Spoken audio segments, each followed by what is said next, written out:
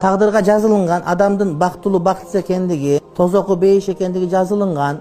Бирок ошонун бардыгы жазылганда Кудай Таалам сен кааласаң, каалабасаң тозоку бейишсиң деп жазган эмес. Кудай Таалам Адам алейхиссалам жараткандан мурда Адам алейхиссалам тукумунан Эшмат деген бирөөнү жаратып, ошого жашоо берип тандоо укук берсем, ушул Эшмат ошол тандоо укугун кантип пайдаланып, кандай жыйынтыкка жетерин Кудай Таалам алдын ала билип тагдырга жазып койгон деген сөз. Аны биз билбейбиз. Ошон үчүн биз дайым аракет кылабыз. Ал Кудайдын бизге мажбурлоосу эмес, балким Кудайдын чексиз илимге ээ экендигинин кабары гана. Кудай Таалам пендеге ыктыяр берсе, ошол ыктыярды кантип пайдаланып, кандай жыйынтыкка жетерин алдын ала билип Кудайым тагдырга жазып койгон. Адамдарга тагдыр ачыкка чыккан эмес, тагдырга баш багыштын кереги жок. Тагдырдан көп адам акыйдасы бузулуп кетет да.